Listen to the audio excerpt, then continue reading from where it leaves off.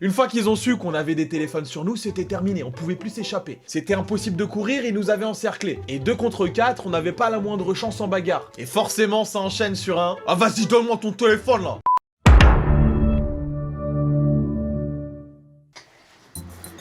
Salut!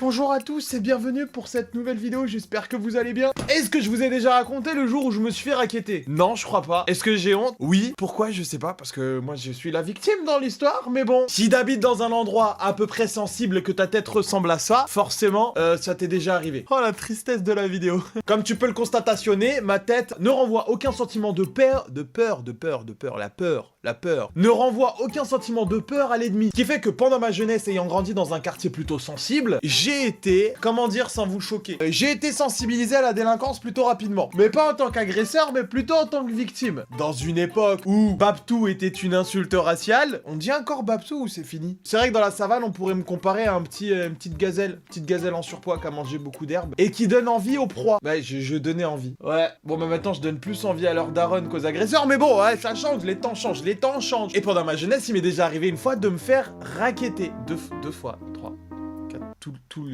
Toute l'année. Ça dépend des saisons. Ça dépend de la pluie aussi. La pluie protège contre le racket. Ah bah si, jour de pluie et les racketteurs sont pas de sortie. Bah non, rackettez pas, c'est pas bien. Le problème étant que j'avais pas de grand frère pour me protéger. Tant que je restais au quartier, il y avait aucun souci. Je connaissais tout le monde, il y avait la gardienne qui surveillait par-dessus le balcon, et dans le square, on connaissait les darons de tout le monde. Mais, aussitôt sorti du quartier pour aller par exemple voir un film au cinéma, c'est là que les problèmes commençaient. Mais heureusement, moi et mes potes, on avait développé quelques techniques pour éviter le raquettage, du verbe racketter, au participe passé de l'indicatif du présent.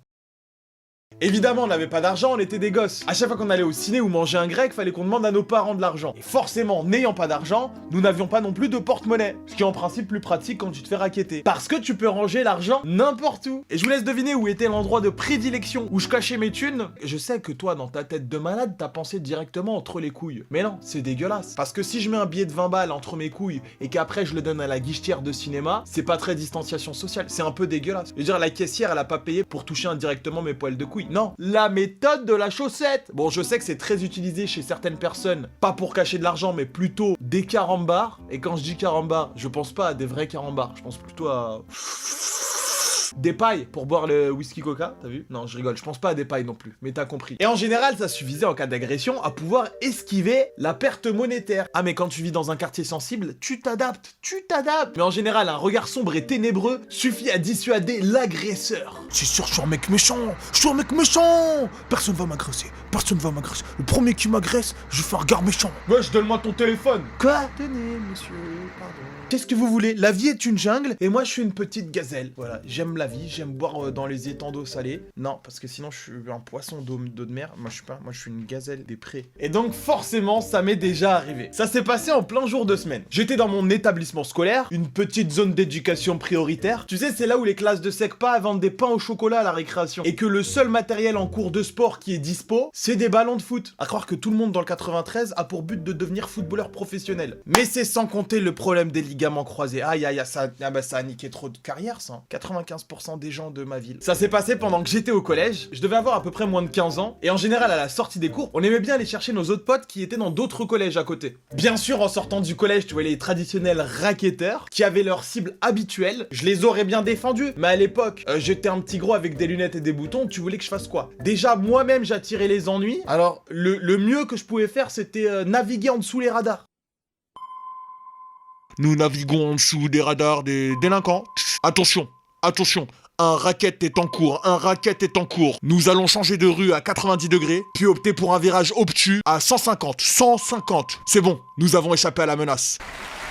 Déjà, si j'arrivais à me sauver moi-même, c'était bien. Et donc, on rejoignait mes potes pour aller taper un petit foot. Les problèmes, c'est que mes potes aussi, ils étaient en zone d'éducation prioritaire. Et quand tu vas faire la sortie d'un collège qui n'est pas le tien, tu connais personne. Et quand tu connais personne, c'est là que les problèmes commencent. Avec mes potes, on avait l'habitude d'escalader la grille du stade pour pouvoir jouer au foot. En général, on allait les chercher dans leur collège, parce que forcément, c'est mes potes qui avaient la balle, et on jouait pendant 2 ou 3 heures sur le stade. Le problème, c'est que leur collège était réputé. C'était pas le collège le plus dangereux, mais c'était le collège où il y avait le plus de victimes qui qui se faisait racketter. Ah bah oui, bah les gens ils savent vous taper, bah forcément. Et nous, on était que 2. Aïe aïe aïe, la honte arrive. On arrive donc devant leur collège, on se pose devant les grilles et on attend la sortie des cours. Et là t'as 4 mecs chelous qui attendent aussi à la sortie des cours. Mais c'était pas pour la même chose que nous, je suis pas sûr qu'eux allaient faire un foot. Ils avaient peut-être 4-5 ans de plus que nous et ils avaient la panoplie du délinquant. Alors je sais, ça va faire plutôt cliché, mais à un moment, des requins, petits survêt relevés au niveau du tibia, casquette et banane Lacoste. Tu peux dire ce que tu veux que c'est un cliché ou pas, le résultat était le même. Ils étaient là pour faire leurs courses. Et quand je dis leurs courses, c'était pas genre ils allaient payer, non, c'est genre les courses gratuites. Ah vas-y, donne-moi ton téléphone. Des gens très agréables, voilà. Comme quoi les clichés, hein, c'est pas toujours l'habit qui fait le moine, mais quand tu vois des requins avec un survêt Lacoste, change de trottoir. Et malheureusement, malgré tout le talent qu'on avait pour passer sous les radars et se cacher discrètement derrière des poteaux, ils nous avaient remarqué. Et à ce moment-là, t'as 2 options. Première option, tu cours, et comme je vous ai dit, j'étais un enfant plutôt grassouillet, et la course c'était pas mon fort. À quoi bon courir pendant 10 minutes et frôler l'arrêt cardiaque pour au final se faire quand même racketter? Autant se faire racketter direct.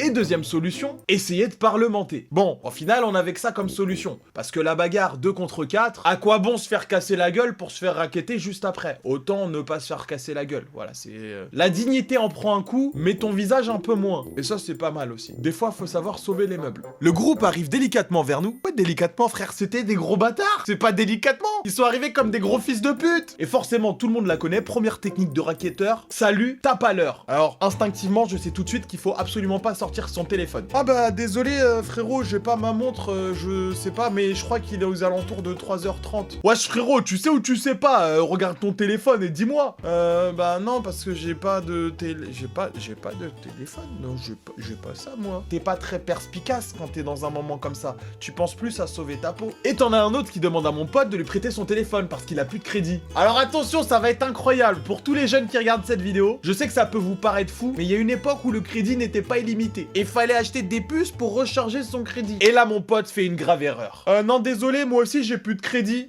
Putain, il venait de lui avouer qu'il avait un téléphone sur lui. Quel débutant. J'aurais dû le briefer juste avant. Allô Houston, nous avons un problème. Nous sommes repérés. Nous allons essayer de faire une plongée sous 2000 mètres.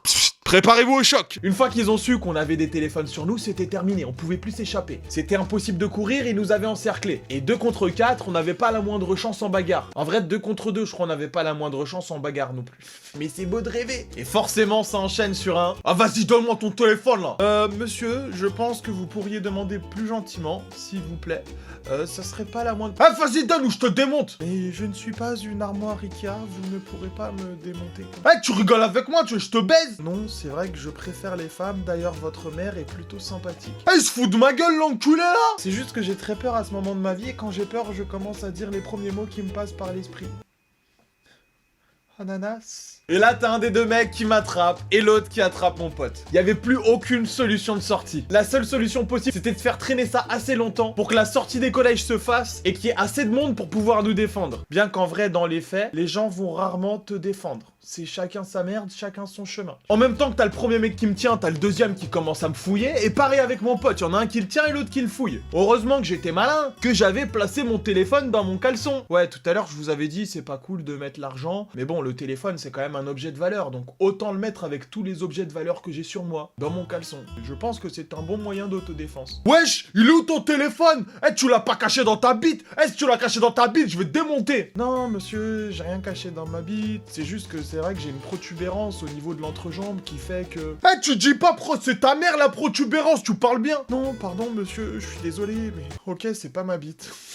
Et là, le mec, il m'a littéralement touché les couilles. Bon, à 2 cm près, il était sur mon téléphone. Malheureusement, il a visé les 2 autres centimètres. Il a posé sa main sur mes couilles. Alors déjà, s'il avait voulu me draguer, c'est pas la bonne approche. Et de 2, je pense que ça respectait pas les distanciations sociales. Donc moi, logiquement, je le repousse. Oh, je veux bien que tu me voles mon téléphone, mais une palpation des couilles, tu travailles pour la BAC ou comment ça se passe? Wesh, tu m'as poussé, tu veux qu'on te saigne? Eh, vas-y, sors le couteau, sors le couteau. Alors, le couteau n'est pas nécessaire. Je vous rappelle que vous êtes 4 et qu'on est que 2 et que vous avez 50 plus que nous. Vraiment, le couteau, c'est vraiment... Tu demandes gentiment, je te donne le téléphone. Mais là, c'était trop. Il avait attaqué mon intimité, je pouvais pas me laisser faire comme ça. J'avais un minimum de dignité. Là, j'ai fait la seule chose qu'un homme pouvait faire à ce moment-là. J'ai lâché mon meilleur cri, et pas genre le cri au secours aidez-moi. On aurait plutôt dit un fou dans un hôpital psychiatrique. Je me suis dit que physiquement je pouvais pas leur faire peur, mais il y avait peut-être un coup à jouer sur le mental. Je me suis dit que dans la rue, si je voyais un mec faire ça, j'allais automatiquement changer de trottoir. Et que peut-être ça allait marcher pour eux. Ouais, tu fais quoi là? Elle est possédée, le bâtard. Vas-y, donne ton téléphone. Le truc, c'est que j'ai fait plus peur à mon pote qu'au mec. Et mon propre pote qui était avec moi, il est parti en courant. Il est possédé, aidez-moi. Je me suis donc retrouvé tout seul avec 4 assaillants qui comprenaient pas ce qui se passait. Mais je vous jure que ça a marché. Celui qui me tenait, il m'a lâché. Et là, dans ma tête, réflexion rapide, je me suis dit, Panda, ça marche. Il faut que t'ailles beaucoup plus loin maintenant. J'ai enlevé mon t-shirt et j'ai commencé à faire... Alors oui, bon, vous allez dire, Panda, t'es fou. Oui, mais j'avais pas envie de perdre mon 3310. Je vous rappelle que c'est une œuvre d'art, que c'était un téléphone mythique et qu'à l'époque, il coûtait très cher. Et j'avais pas peur de me faire racketter. J'avais plutôt peur que mon daron, il me démonte parce que j'aurais perdu mon téléphone. Parce que je savais très bien que si je me faisais racketter et que je perdais mon téléphone, le plus dangereux dans l'histoire, c'était mon daron. La seule personne qui, quand tu te bats dans la rue et que tu te fais fracasse et que tu rentres à la maison avec des blessures, il te regarde dans les yeux, il te dit « J'espère que t'as gagné ». Et le plus fou dans cette histoire, c'est que ça a marché. Les 4 mecs qui sont partis en courant. J'ai fait courir des racketteurs. Bon, ma dignité en a pris un coup, mais j'ai quand même réussi à faire fuir 4 mecs. J'ai donc remis mon t-shirt et je suis parti à la recherche de mon pote. Heureusement que les gens étaient pas encore sortis du collège. Je me serais tapé la ficha de ma vie. J'aurais dû changer de ville, j'aurais dû déménager. Moi, je suis parti voir mon pote. Je lui ai dit, mais t'es un bâtard, tu m'as abandonné. Frérot, tu m'as fait trop peur. Moi, j'ai pas compris. J'ai cru que t'avais un genou dans ton corps.